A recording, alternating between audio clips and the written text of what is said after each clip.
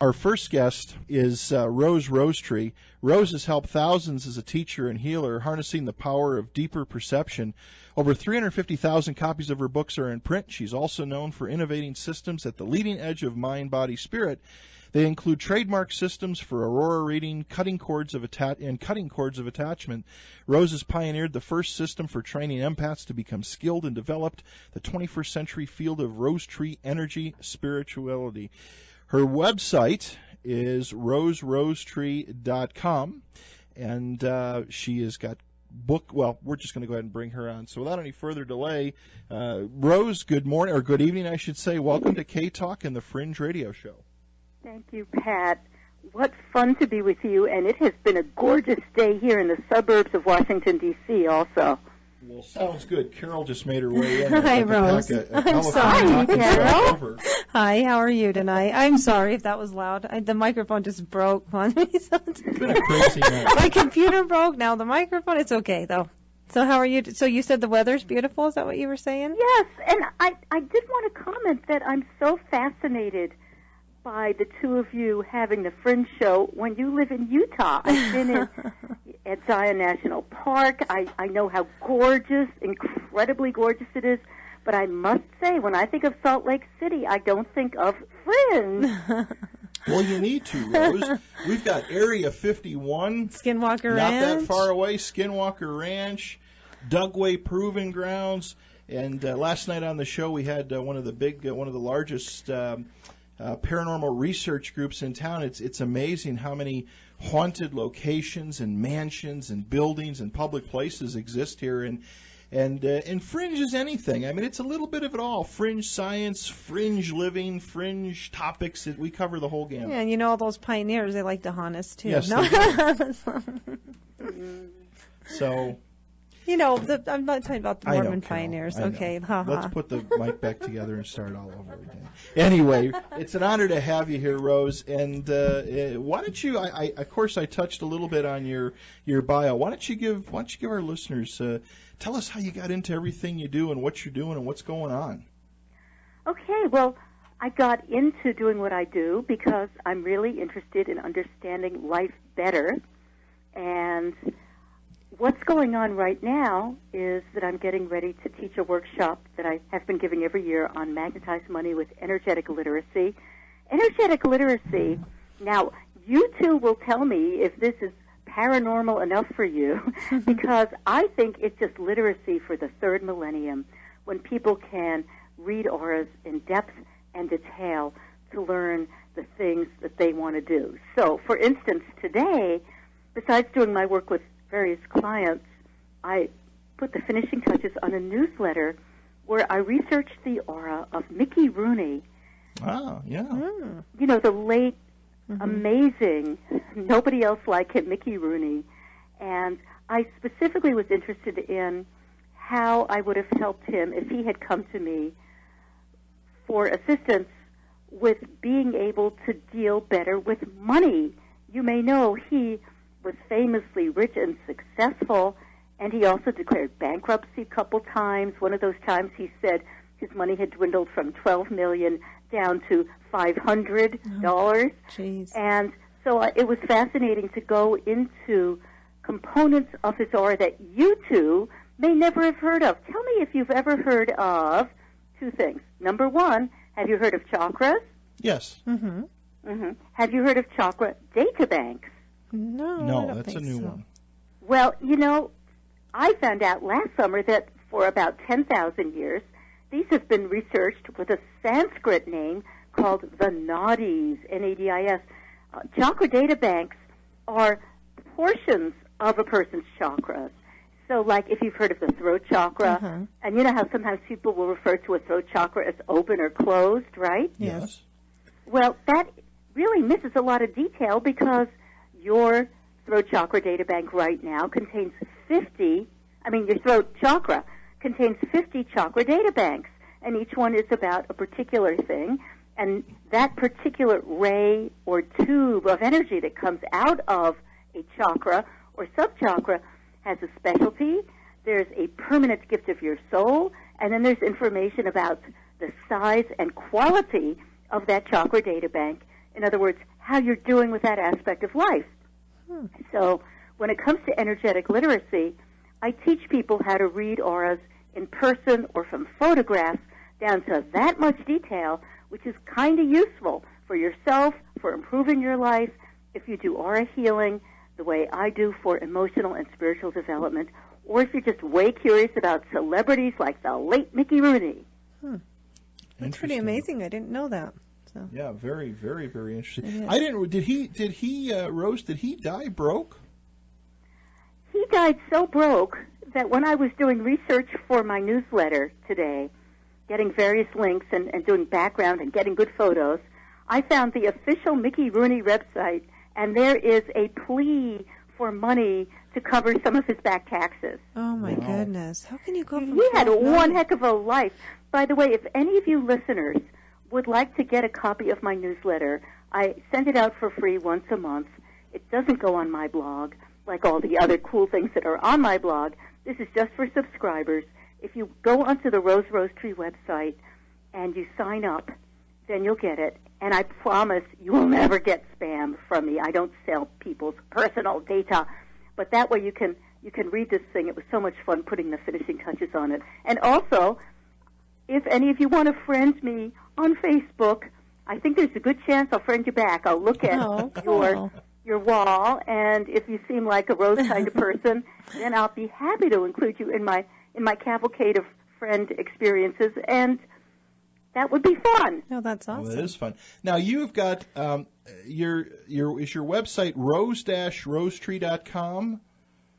Well, it's true that if you type rose hyphen, that's that little short dash between words, rose-rosetree.com, you'll get there.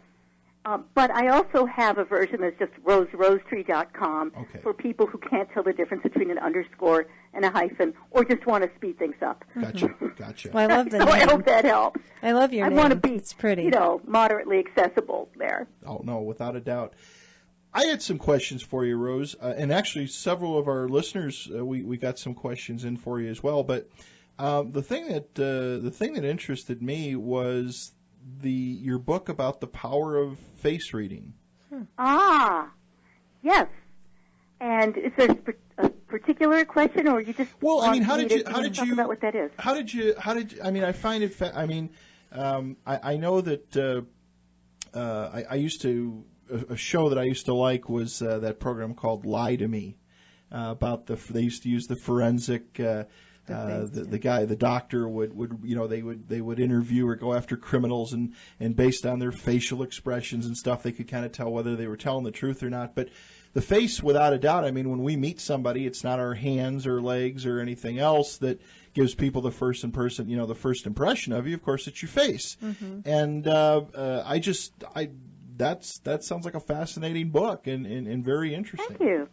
Well, the first thing to consider, Pat and Carol and listeners, is that face reading is actually not expression reading. There's something called physiognomy or face reading that is about 5,000 years old, so it's about half as old as the Naughties we're talking about so far. Physiognomy first really came up in China, as far as I know. It's a really detailed art and science, and what happened to me is that in 1975 I learned about that as translated by people who speak English, which I speak, not Chinese. And then after having it as a hobby for a number of years, I turned pro in 1986 and wound up trademarking a very distinctive method of reading faces for character. And there are several things about face reading that give you power and insight far beyond reading expression, even with a level of finesse in that Lie to Me show. Gotcha. Very, very interesting. That would be an interesting book. So what are some of the things? I mean, what are some of the common things that you look at or that you derive when you meet somebody for the first time, or when you do a face reading? Okay. Well, first of all, let's make a distinction that whether you learn face reading from me or somebody else, or you learn aura reading, or you learn how to do skilled empath merge, each of which gets you a whole set of super fascinating information. You do it when you choose to do it. None of these are compulsions. They're skill sets. So over at the face reading skill set, the way that works is you decide you want to read somebody's face because you want to learn a certain kind of information, such as how the person deals with power or money or communication, or some things about how the person's intellect works. There's many, many different categories. So sometimes, Pat, you do it that way. There's something you want to learn about. Other times, there's just something on a face that's extreme or quirky, and you want to find out what does that mean. And my system of face reading very often can tell you that. In fact, there's lots and lots of details in that how-to book, which is so illustrated, called The New Power of Face Reading. Then another way that you might want to read somebody's face is you looking in the mirror, and Carol, I don't know how old you are, and I couldn't see your photo at the radio website, but chances are, if you're more than like 20 years old, you've been told for years you're going downhill and there's little hope for you short of cosmetic surgery, huh? No. Too sad. And face reading is something you might want to do, looking right in the mirror, because one of the mottos that I have with the particular system of face reading I use is that your face is perfect as a reflection of your soul. And I don't mean some sort of generalized, feel-good dear, it's all fine, look in the eyes, and aren't they special, and the rest of it is just garbage, and someday we'll be in heaven. I really mean that everything except for color on your face is full of meaning. In your nose, for instance, you've got 15 different categories that can be read in physiognomy, in the system of face reading secrets. Every one of those categories has several possibilities, and you've got something going there. And if it's in your nose, or if not in your, if it's a face reading of your nose, then there's information galore about career, how you work most successfully. And there are some interesting tidbits there also about how you tend to deal with money most effectively and most comfortably. So face reading is a very practical way of profiling people. And one thing that makes it so much cooler, in my opinion, than expression reading is that when you first meet people, you meet them for business, you meet them for dating, you meet them for fun and profit, basically. They are showing you the happy expression. What you could learn more in 10 minutes of face reading of somebody you meet that way than you might learn in 6 months of just hanging out with some pleasantries. And those things include both gifts, things that make the person special, and potential challenges or problems that person may not have overcome yet.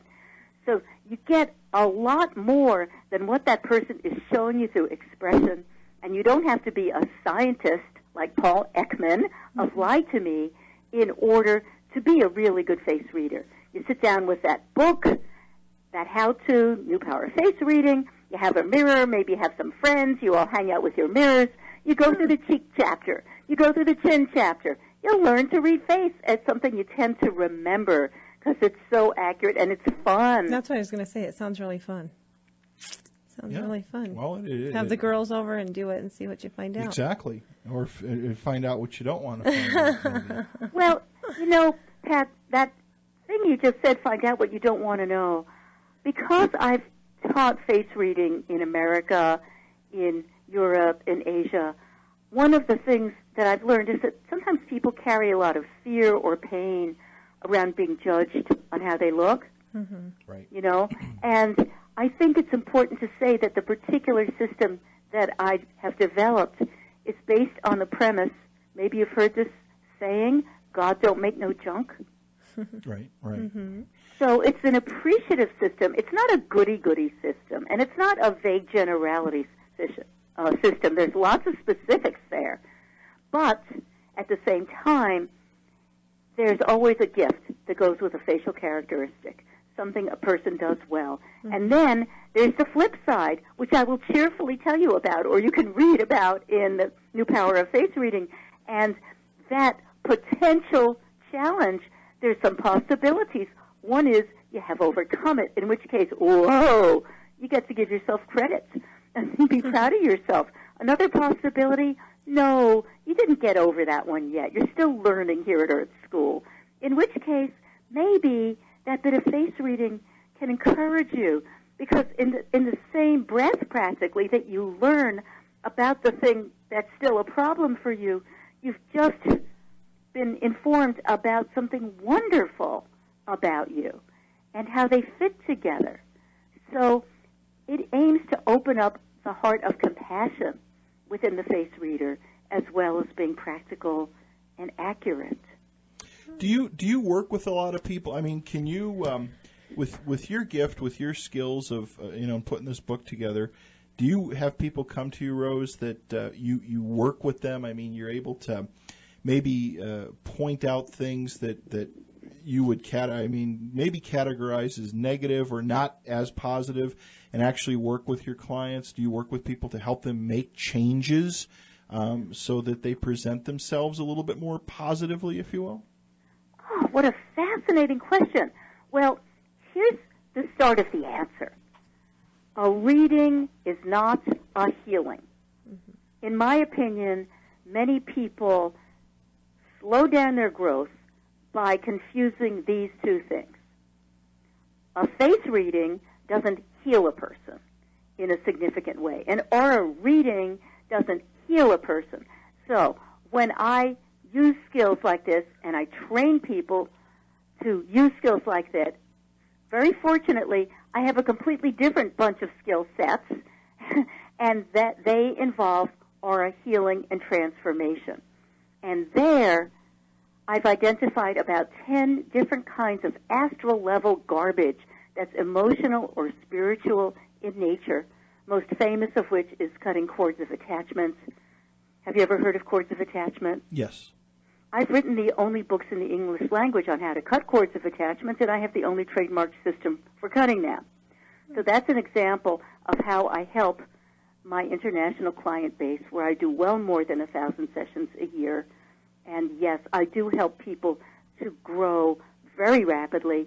In fact, one of the things that's most exciting about my work in Mind, Body, Spirit to me, and I've been active in Mind, Body, Spirit since 1970, which is, a while. It's a while. Yeah, just a few years. Just a few. Starting a couple years ago, what I found was that some of the people in the very loosely knit community of folks who do face reading, aura reading, energy spirituality techniques, the first ones in that community moved into a state of consciousness called enlightenment. And by now, we have about 13 people I've identified. I've validated it by reading their auras. I'd be happy to define what I think of, what I understand as spiritual enlightenment, which is very different from, say, awakening. But long term, I really hope to help people move into that state of consciousness and also help people have discernment about what that is and what that is not, because there is so much confusion and mislabeling that go on in these delightful fringe interests that the three of us share. Very true. That's pretty Very amazing. true. You've done a lot of things. That's awesome. We've got some, like you. Only I'm not asking you the questions. Well, no, we feel with our show is that there's so many people need to be open-minded, and people are open-minded on a lot of these subjects. And just with the work you do and introducing listeners to people like yourself and letting people hear about the type of work you do and the successes that you've had with your clients, and just to kind of learn about it in general. And again, people are being more open-minded about stuff, and I think they're starting to be more spiritual and more accepting that maybe there's a little bit more out there than just the physical realm of things. Just maybe. You might be more than your physical body. Maybe. We've got some questions for you. Let me go ahead and shoot them off to you, Rose. See what you think. Question for Rose. This says, Rose, what is the best advice for a person? What is the best advice for a person to harness their deeper perception? Well, the best advice is get yourself skills. A lot of folks I've met have the idea that there's a piece of advice that will suddenly make everything work. And I'd like to make an analogy to regular old literacy, like reading words in English on a screen or from books, or for some of your international listeners, reading words in your native tongue. you didn't just have somebody give you advice like, well, Joe and Gladys, go forth and read, be confident. Nuh-uh, you probably had teachers like for years for that kind of literacy who taught you to recognize the letters and taught you things like phonics, and you put it together, and then once you got it, you had the skill for the rest of your life.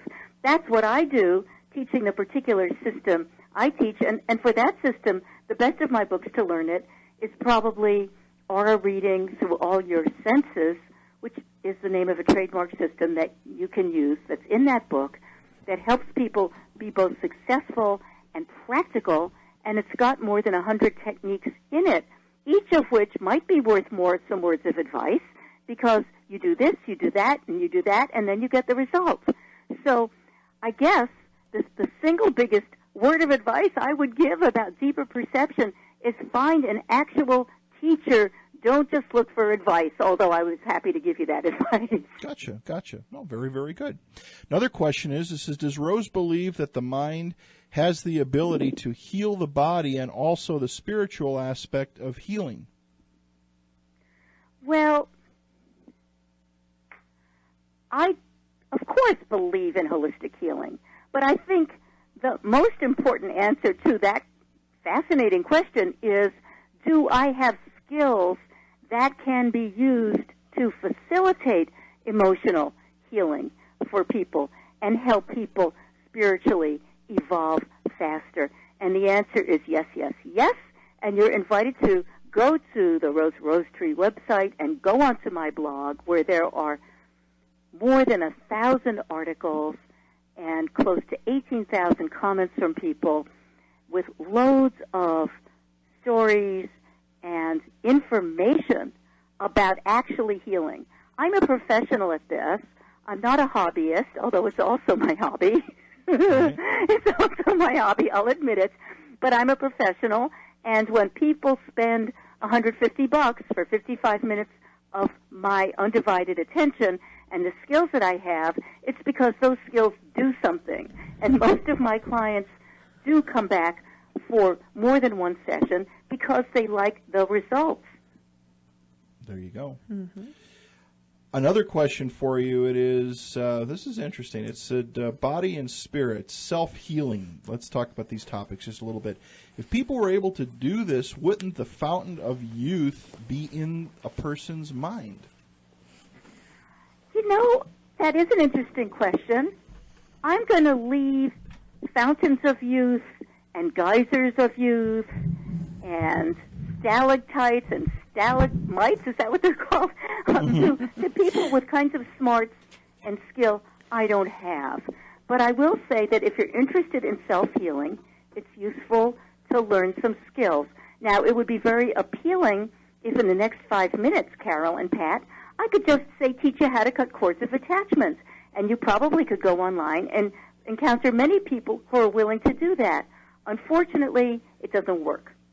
And one of the books in this field that I've published right now, it's just an ebook, is called Cut Cords of Attachments for Self-Healing, which is a simplified version of the paperback and longer ebook I have on this.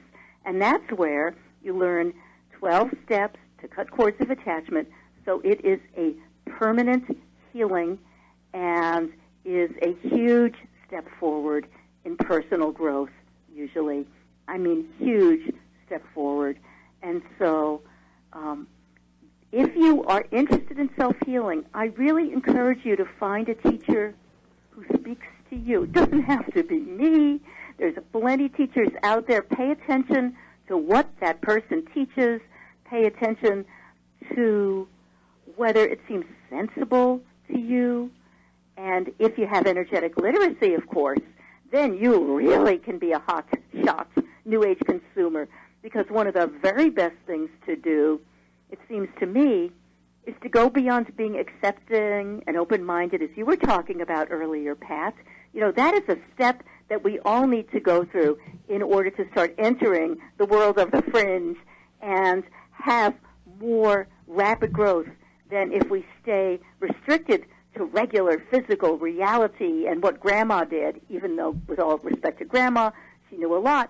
She didn't know everything. Like, she couldn't use the Internet back in the day. I mean, if you're talking about a grandma like mine, who was born around 1900, because I'm 66. Anyhow, the point is that being open-minded and accepting is a wonderful thing. If you want to entertain the idea that there could be self-healing or healing from professionals who have really great skills at mind, body, spirit, or both, that's super. But a next step for many of you who are listening just might be to also cultivate discernment and become smart New Age consumers. And for that, I really recommend that you learn full energetic literacy where you can read chakra data banks. That kind of energetic literacy includes a 3-part lie detector test. And wow, is that ever powerful about verbal integrity. Power integrity are what people actually do. And spiritual integrity, which might sometimes amaze you because it's so different from what people present to the world. So if you're seeking for somebody to teach you aura reading, or teach you physiognomy, or teach you skills as an empath, or teach you self-healing, like cutting cords of attachment, and you stop and find a photo of the person who's doing that teaching, and you go in detail to learn about the integrity of that person, etc., you're going to have so much better results than if it's a matter of believing or who's local in your neighborhood. Gotcha. Rose, can you explain the cutting the cords of attachment? Because I don't know anything about it. Well, I mean, I've heard this several times. Yeah, I don't know. I'm not very familiar with it. But maybe in simple, for our listeners and for us. Yeah, for me. And in English, which I do speak. Native New Yorker, I speak English. So what is a cord of attachment? When you meet somebody and you start to have a personal interest in that individual, it's not just a face in the crowd. It's Joe, or it's Gladys, or, you just start being interested in any way for any reason. There are 2 energetic structures that spontaneously develop to connect you to say, let's talk about Gladys. So one of those energetic structures is called a spiritual tie.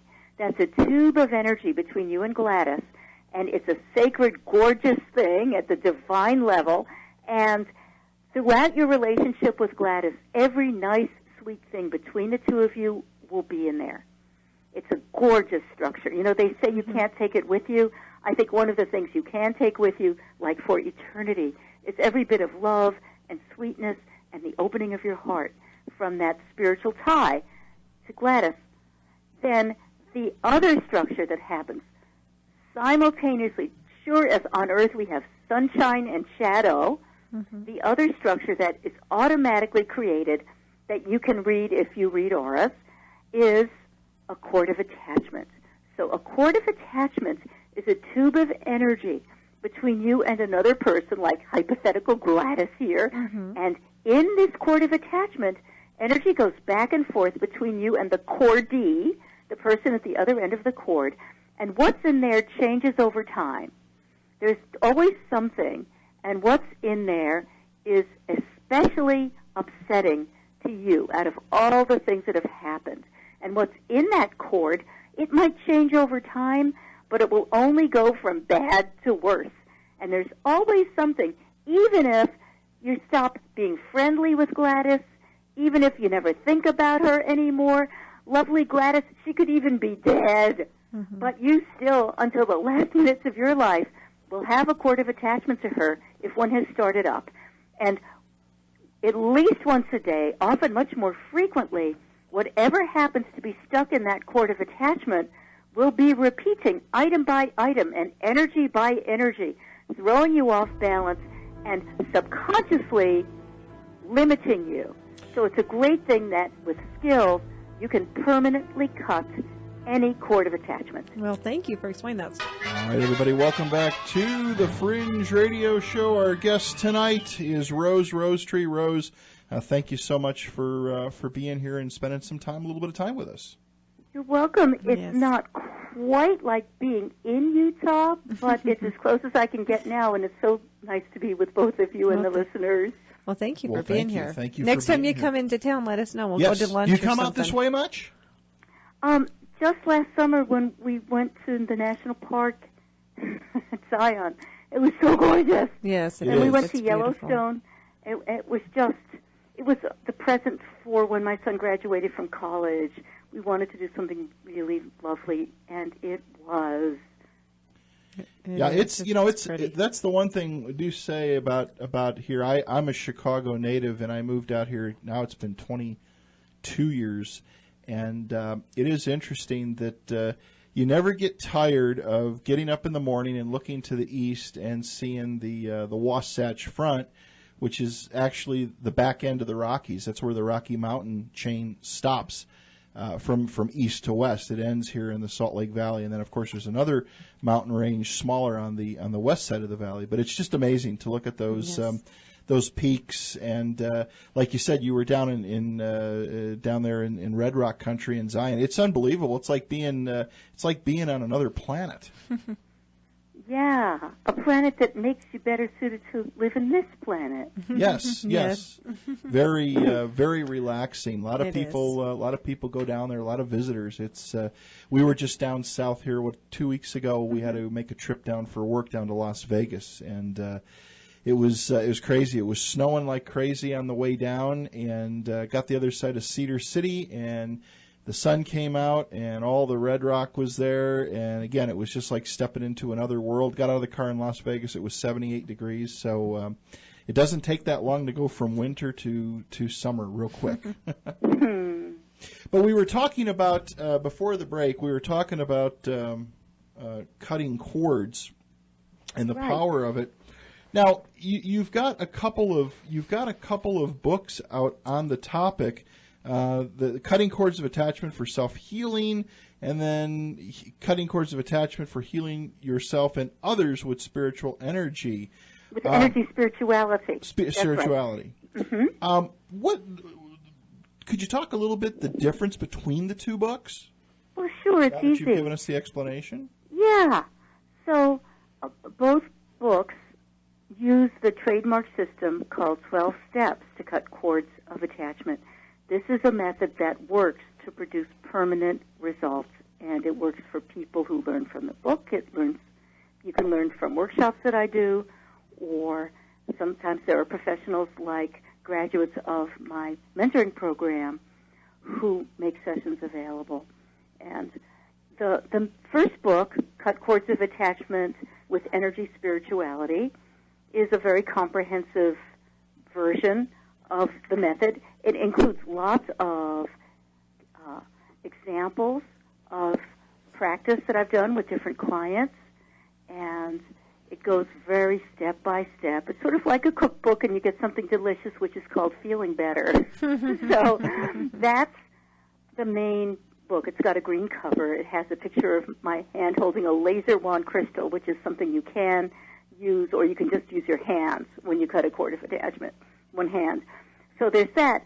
And then last year, I created an ebook edition. It's, I think, the 5th edition by now. There's been many editions that have come out since it was first published. And then I thought I would find a way to make it even simpler but still work. And that's the trick with this thing, because you can easily go online and read meditations and visualizations, or people who aim to, quote, cut all your cords of attachment, unquote. This just doesn't work. Mm-hmm. It is a powerful kind of energy healing, especially cutting a major cord of attachment. It's really major surgery to your energy field. And if you're going to do it and get results, it's worth learning actual skills or going to somebody who has, So the smaller book, that if you do ebooks, Cut Cords of Attachment for Self-Healing, is where I'd recommend you start. But the other one is more comprehensive and will be useful. And there is the paperback possibility, and some of us still like reading books we can hold and scribble in. Gotcha. So true. Gotcha. Very interesting. It is. Now, another book you've got, all your stuff, Rose, is just so interesting. Magnetized Money with Energetic Literacy. You want to just touch on the subject of that, because everybody wants to be financially successful.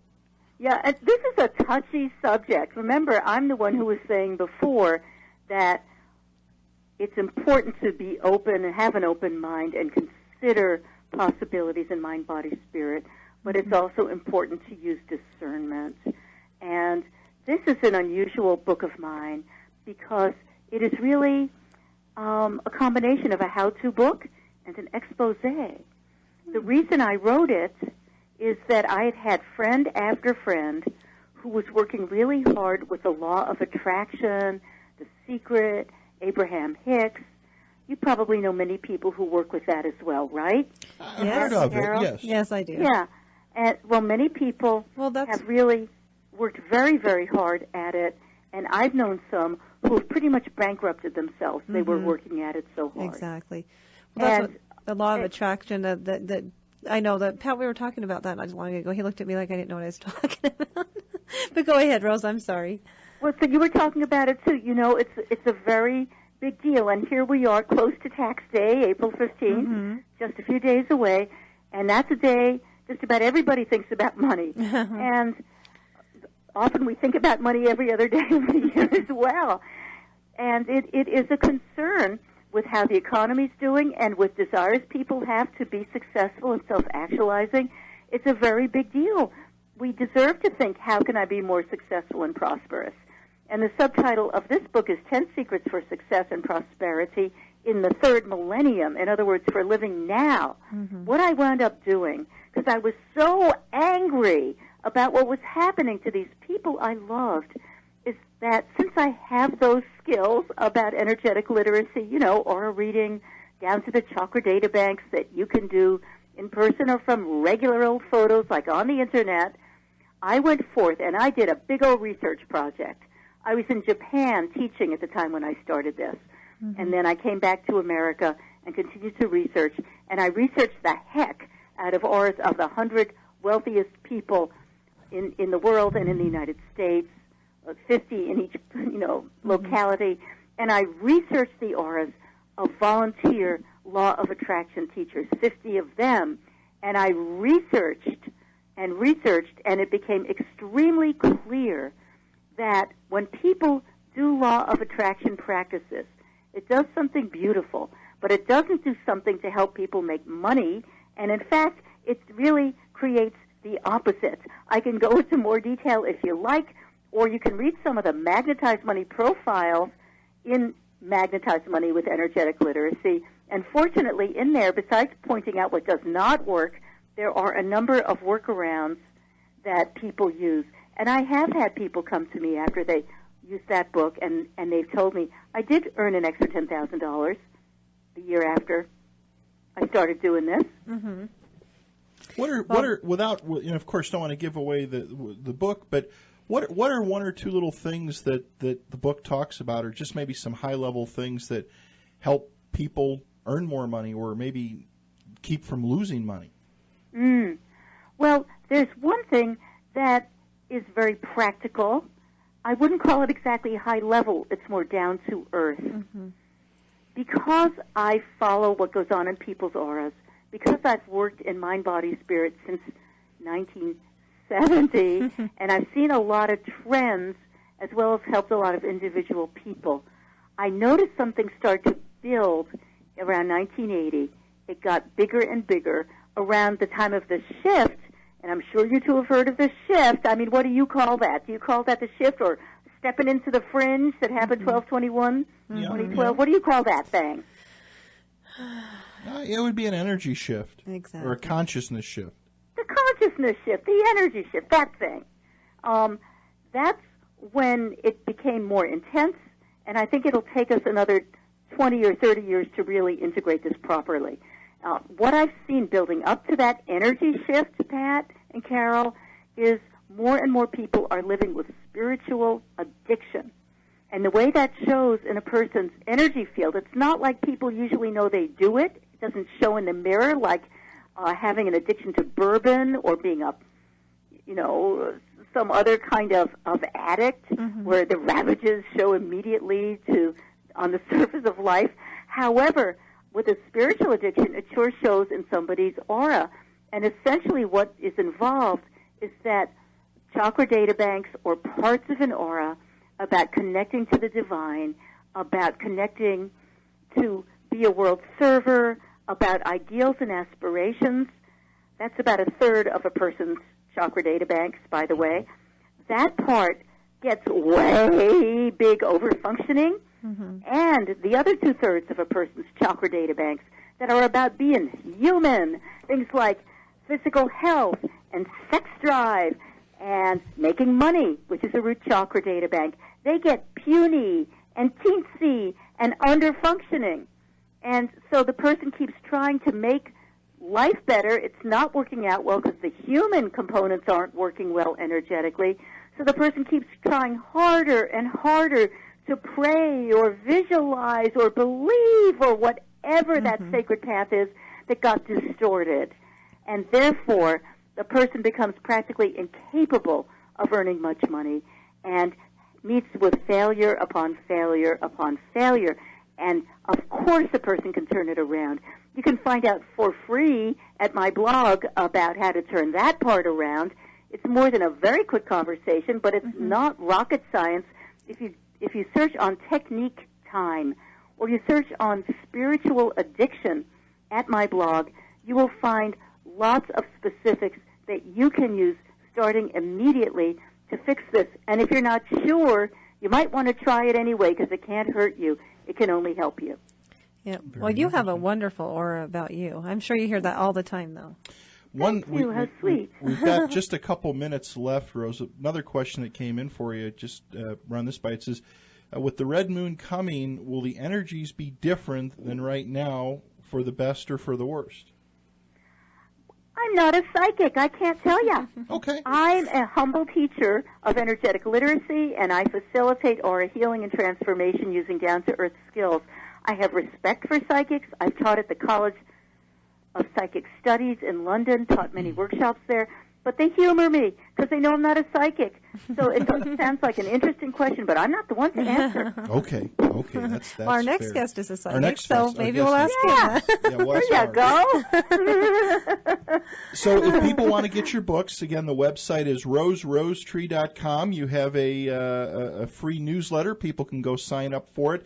And just going through your site, I mean, there's just so many different things that you can look at, and then your blog, and you offer work. You offer a ton of stuff. People need to go check it out. As soon as I get my computer working tomorrow, I'm going to go to our blog. And you can look things you. over. And again, there's just a ton of information, and hopefully people will plug in and take advantage of what you offer.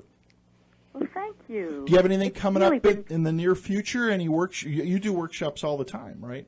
Well, I do about one a month, and April, on the 26th and 27th, I'm teaching the Magnetize Money with Energetic Literacy workshop, which you can read about at the Rosetree website. This is a workshop where I facilitate opening up the chambers, all 7 chambers of your throat chakra. And there are understandings and techniques beyond what is in the book Magnetize Money with Energetic Literacy. It's also going to be fun. That's what I was going to say. It sounds like a lot of fun. Sounds like fun. Aw. Rose, thank you so much for being here tonight. We'll and get you we will back stay on in soon. touch. Love to get you back on, and just a great site and great work that you do. And again, thank you for giving us some time tonight.